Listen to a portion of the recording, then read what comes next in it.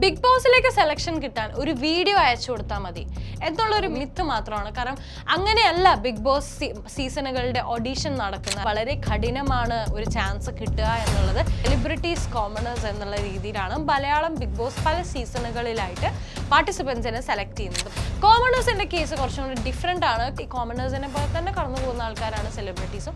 പക്ഷേ ഈ പറയുന്ന പോലെ ആദ്യത്തെ ഒരു ചാൻസ് അത് സെലിബ്രിറ്റീസിന് കുറച്ചും കൂടെ എളുപ്പമായിരിക്കും. കാരണം ഇപ്പോൾ നിങ്ങൾക്കൊരു 1 മില്യൺ ഫോളോവേഴ്സ് ഉണ്ട് എന്ന് വിചാരിച്ചുകൊണ്ട് നിങ്ങൾ ആ ഒരു സ്ക്രീനിങ്ങിൽ നിന്ന് രക്ഷപ്പെടണം എന്ന അങ്ങനത്തെ ക്രൈറ്റീരിയ അല്ല. ബിഗ് ബോസിൽ സെലിബ്രിറ്റീസിനെ മാത്രമേ സെലക്ട് ചെയ്യുള്ളൂ, അല്ലെങ്കിൽ കോൺട്രവേഴ്ഷ്യൽ ആയിട്ടുള്ള ആൾക്കാരെ മാത്രമേ സെലക്ട് ചെയ്യുള്ളൂ, ഇത്ര ഫോളോവേഴ്സ് ഉള്ളവരെ മാത്രമേ സെലക്ട് ചെയ്യുള്ളൂ.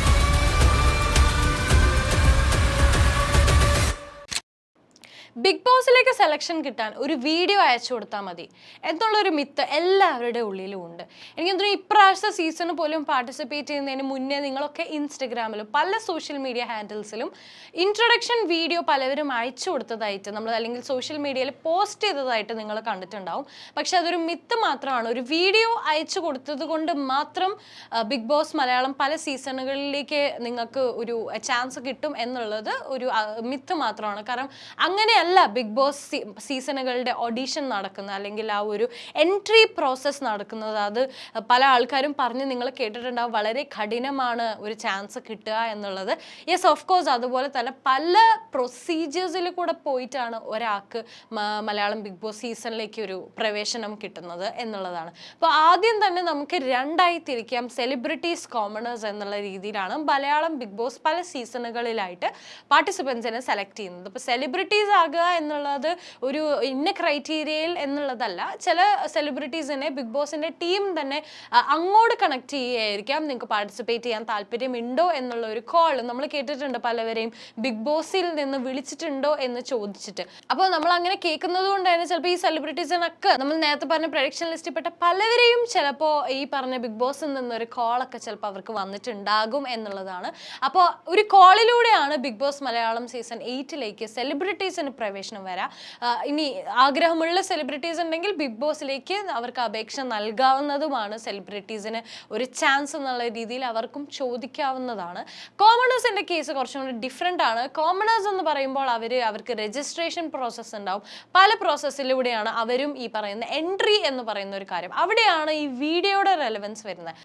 അവരുടെ രജിസ്ട്രേഷൻ്റെ ഒരു പാർട്ട് കൂടിയാണ് ഈ വീഡിയോ അയക്കുക എന്നുള്ളത്. ആ ഒരു വീഡിയോ കണ്ടിട്ടായിരിക്കാം ഈ ജഡ്ജിങ് പാനൽ അവരുടെ ഒരു പെർഫോമൻസ് തിരഞ്ഞെടുക്കുക എന്നുള്ളത്. കാരണം സെലിബ്രിറ്റീസിൻ്റെ പെർഫോമൻസ് ഓൾറെഡി ഈ പറയുന്ന സോഷ്യൽ മീഡിയയിലും എല്ലായിടത്തും വളരെ വൈറലായിട്ട് റണ്ണിങ് ആയിരിക്കും. അപ്പോൾ അതുകൊണ്ട് തന്നെ അവരുടെ performance already Bigg Boss team കണ്ടിട്ടുണ്ടാകും. എന്നാലും ഈ പറയുന്ന ഈ ആദ്യത്തെ പ്രൊസീജിയർ ഒഴിച്ചാൽ ബാക്കി എല്ലാ പ്രൊസീജിയേഴ്സിലൂടെ ഈ കോമണേഴ്സിനെ പോലെ തന്നെ കടന്നു പോകുന്ന ആൾക്കാരാണ് സെലിബ്രിറ്റീസും. പക്ഷേ ഈ പറയുന്ന പോലെ ആദ്യത്തെ ഒരു ചാൻസ് അത് സെലിബ്രിറ്റീസിന് കുറച്ചും കൂടെ എളുപ്പമായിരിക്കും. കാരണം അവർക്ക് ഒന്നില്ലെങ്കിൽ അങ്ങോട്ട് കോൺടാക്ട് ചെയ്യാം, അല്ലെങ്കിൽ അവരെ കോൺടാക്ട് ചെയ്യും എന്നുള്ളതാണ്. പക്ഷേ കോമണേഴ്സിനെ സംബന്ധിച്ച് അവർ രജിസ്ട്രേഷൻ മുതൽ എല്ലാ പ്രൊസീജിയേഴ്സും വീഡിയോ അയച്ചു കൊടുക്കുന്ന പ്രൊസീജിയേഴ്സും മുതൽ ചെയ്യണം എന്നുള്ളതാണ്. ഇനി ഇവർ ഫസ്റ്റ് റൗണ്ടിൽ സെലക്ട് ആയാൽ എന്തായിരിക്കും second round? Second round audition and screening ആണ്. എന്തായിരിക്കും ഈ ഓഡീഷൻ ആൻഡ് സ്ക്രീനിങ്ങിൽ നടക്കുക എന്നുള്ളതാണ്. ആ ജഡ്ജസ് ഇരിക്കുമ്പോൾ അവർ നിങ്ങളുടെ പ്രസൻറ്റേഷൻ, നിങ്ങളുടെ കോൺഫിഡൻസ്, നിങ്ങളുടെ ക്വാളിറ്റി, എത്രത്തോളം ഫേക്ക് ആയിട്ടാണ് നിങ്ങൾ സംസാരിക്കുന്നത്, നിങ്ങൾ എത്ര ഇമോഷണലി വീക്കാണ്, നിങ്ങൾ എത്ര ഇമോഷണലി സ്ട്രോങ് ആണ്, നിങ്ങൾ ഫിസിക്കലി എത്ര സ്ട്രോങ് ആയിരിക്കും, അല്ലെങ്കിൽ നിങ്ങളോടൊരു കാര്യം പറയുമ്പോൾ നിങ്ങൾ അതിനെ ടേക്കപ്പ് ചെയ്യുന്ന രീതി, നിങ്ങൾക്ക് ഇറിറ്റേറ്റഡ് ആയാൽ നിങ്ങൾ എങ്ങനെ റിയാക്ട് ചെയ്യും, ഇതൊക്കെയാണ് ശരിക്കും പറഞ്ഞു കഴിഞ്ഞാൽ ഈ പറയുന്ന സ്ക്രീനിങ് അല്ലെങ്കിൽ ഓഡീഷനിൽ ജഡ്ജസ് ചെക്ക് ചെയ്യുക. അല്ലാതെ ഇപ്പോൾ നിങ്ങൾക്കൊരു 1 മില്യൺ ഫോളോവേഴ്സ് ഉണ്ട് എന്ന് വിചാരിച്ചുകൊണ്ട് നിങ്ങൾ ആ ഒരു സ്ക്രീനിങ്ങിൽ നിന്ന് രക്ഷപ്പെടണം എന്ന അങ്ങനത്തെ ക്രൈറ്റീരിയ ഒന്നുമല്ല. സ്ക്രീനിങ് എല്ലാവർക്കും ഒരേപോലെ തന്നെയാണ് അവർ അനലൈസ് ചെയ്യുന്നത് എന്നുള്ളത്. നിങ്ങളുടെ പേഴ്സണാലിറ്റി കുറച്ചും കൂടി ഡീപ്പായിട്ട് മനസ്സിലാക്കാനാണ് സ്ക്രീനിങ് അല്ലെങ്കിൽ ഓഡീഷൻ വെക്കുന്നത്. നിങ്ങളെ കോൺഫിഡൻസ് കുറവ് അല്ലെങ്കിൽ ബോറിംഗ് ആയിട്ടുള്ള ഒരു ഇൻട്രൊഡക്ഷൻ ഒക്കെ കൊടുത്താൽ ആദ്യം തന്നെ അവർ റിജക്ഷൻ അടിക്കും. അപ്പോൾ അങ്ങനത്തെ കാര്യങ്ങളൊന്നും ചെയ്യാതെ നിങ്ങൾ എങ്ങനെയാണോ അങ്ങനെ തന്നെ നിന്നാൽ ഈ സ്ക്രീനിങ് ഓഡിഷൻ നിങ്ങൾക്ക് പാസ്സാവാൻ പറ്റും. ആൻഡ് തേർഡ് സ്റ്റെപ്പ് വരുന്നത് ഇൻ്റർവ്യൂ ആണ്. നിങ്ങളെ ഈ പറയുന്ന പോലെ 1-to-1 ഇൻ്റർവ്യൂസ് ആയിട്ട് ചിലപ്പോൾ അവർ കണ്ടക്ട് ചെയ്യും. ചിലപ്പോൾ കോൾ ഇൻ്റർവ്യൂ ആയിരിക്കും, ചിലപ്പോൾ വീഡിയോ കോൾ ഇൻ്റർവ്യൂ ആയിരിക്കും, ചിലപ്പോൾ 1-to-1 നേരിട്ടുള്ള ഇൻ്റർവ്യൂസ് ആയിരിക്കും. അപ്പോൾ ഇൻ്റർവ്യൂസ് ഓരോരുത്തർക്കും പല രീതിയിലായിരിക്കും ബിഗ് ബോസിൻ്റെ ടീം ബിഗ് ബോസിൻ്റെ ടീം കണ്ടക്ട് ചെയ്യുക എന്നുള്ളതാണ്. ആ ഇൻ്റർവ്യൂവിലും നിങ്ങൾ സെക്കൻഡ് റൗണ്ടിൽ ചെയ്ത അതേ കാര്യങ്ങൾ റിയൽ ആയിട്ട് നിങ്ങൾ പുട്ടപ്പ് ചെയ്യുക എന്നുള്ളതാണ്. നിങ്ങൾ എന്താണോ, നിങ്ങൾ ആരാണോ, അത് റിയൽ ആയിട്ട് നിങ്ങൾ ജഡ്ജസിലേക്ക് എത്തിക്കുക. ഈ ഇൻ്റർവ്യൂവിൽ നിങ്ങളോട് ചോദിക്കുന്ന ക്വസ്റ്റ്യൻസ് ചിലപ്പോൾ എന്താണ് നിങ്ങളുടെ ആഗ്രഹം, നിങ്ങൾക്ക് എന്താവാനായിരിക്കും ആഗ്രഹം, അല്ലെങ്കിൽ നിങ്ങളുടെ വീട്ടിൽ ആരൊക്കെ ഉണ്ട്, ചെറിയൊരു അടി ഉണ്ടായാൽ നിങ്ങൾ എങ്ങനെ റിയാക്ട് ചെയ്യും, ഇതുപോലത്തെ സില്ലി ക്വസ്റ്റ്യൻസ് ആയിരിക്കും. കേൾക്കുമ്പോൾ നിങ്ങൾക്ക് തന്നെ തോന്നും ഇതൊക്കെ എങ്ങനെയാണ് ഒരു ഇൻ്റർവ്യൂ, ഇതൊക്കെ വെച്ചിട്ട് എന്നെ ജഡ്ജ് ചെയ്യാൻ പറ്റുമോ എന്നുള്ളത്. യെസ്, ആ ജഡ്ജിങ് പാനലിൽ ഇരിക്കുന്നവർക്ക് നിങ്ങളെ ജഡ്ജ് ചെയ്യാൻ പറ്റും എന്നുള്ളതാണ്. എല്ലാ പ്രാവശ്യം പലവരും അല്ലെങ്കിൽ പലവരും പറഞ്ഞു കേട്ടിട്ടുള്ളതാണ്, നിങ്ങളെ എന്തുകൊണ്ട് ചൂസ് ചെയ്യണം എന്നൊരു ക്വസ്റ്റ്യൻ ഇൻ്റർവ്യൂവിൽ ബിഗ് ബോസിൻ്റെ ആ ഒരു ടീം ചോദിക്കാറുണ്ട് എന്നുള്ളത്. അപ്പോൾ അതിനൊക്കെ വെൽ പ്രിപ്പയർഡ് ആയിട്ട് പോവുക എന്ന് പറഞ്ഞിട്ട് ഫേക്കായിട്ട് പ്ലാൻ ചെയ്ത് പോയിട്ട് കാര്യമില്ല. റിയൽ ആയിട്ട് നിങ്ങൾ എങ്ങനെയാണ്, നിങ്ങൾക്ക് എന്തുകൊണ്ടാണ് ബിഗ് ബോസ് എന്ന് പറയുന്ന ഒരു പ്ലാറ്റ്ഫോം ആവശ്യം എന്നുള്ളത് ഓപ്പൺ ആയിട്ട് നിങ്ങൾ റിയൽ ആയിട്ട് പറയാന്നുള്ളതാണ്. ഫേക്ക് ആയിട്ടുള്ളവരെ കണ്ടുപിടിക്കാൻ അവിടെ തന്നെ ഒരു ടീമുണ്ട്, അവർക്കത് മനസ്സിലാകും നിങ്ങൾ ഫേക്ക് ആയിട്ടാണോ നിങ്ങൾ റിയൽ ആയിട്ടാണോ നിൽക്കണം എന്നുള്ളത്. അത് അനലൈസ് ചെയ്യാനുള്ളൊരു സ്ട്രോങ് ഇൻ്റർവ്യൂയിങ് പാനൽ ടീമായിരിക്കും നിങ്ങളെ ഇൻ്റർവ്യൂ ചെയ്യുക എന്നുള്ളതാണ് സ്റ്റെപ്പ് 3 വരുന്നത്. സ്റ്റെപ്പ് 4 വരുമ്പോൾ നിങ്ങളെ ബാക്ക്ഗ്രൗണ്ട് അന്വേഷിക്കും. നിങ്ങളെ ബാക്ക്ഗ്രൗണ്ട് ഇൻഫർമേഷൻസ്, നിങ്ങൾക്ക് എന്തെങ്കിലും ലീഗൽ ഇഷ്യൂസ് ഉണ്ടോ, കാരണം ഇതൊക്കെ ഒരു കോൺട്രാക്റ്റിൻ്റെ ബേസിലാണല്ലോ മുന്നോട്ട് പോകുന്നത്. അപ്പോൾ അതിനെയൊക്കെ റിലേറ്റ് ചെയ്തിട്ട് ഇഷ്യൂസ് ഒന്നും ഭാവിയിൽ ഉണ്ടാവാതിരിക്കാൻ വേണ്ടിയിട്ട് നിങ്ങൾക്ക് എന്തെങ്കിലും പ്രീവിയസ് ആയിട്ടുള്ള ലീഗൽ ഇഷ്യൂസ് ഉണ്ടോ, അല്ലെങ്കിൽ പ്രീവിയസ്ലി നിങ്ങൾക്ക് ഉണ്ടായിരുന്ന എന്തെങ്കിലും ഒരു കോൺട്രവേഴ്സിനെ പറ്റിയിട്ടോ അതിനെയൊക്കെ പറ്റി നിങ്ങളൊരു പേഴ്സണൽ ബാക്ക്ഗ്രൗണ്ട് ചെക്ക് എന്തായാലും നമ്മൾ ബിഗ് ബോസിൻ്റെ ടീമിൽ നിന്ന് ഉണ്ടാകും എന്നുള്ളത് തന്നെയാണ്. നിങ്ങൾക്ക് 100 ദിവസം അവിടെ പിടിച്ചു നിൽക്കാൻ പറ്റുമോ എന്നുള്ളതും നിങ്ങളുടെ ഈ ബാക്ക്ഗ്രൗണ്ട് ചെക്കിലൂടെ അറിയാൻ പറ്റും എന്നുള്ളത് തന്നെയാണ്.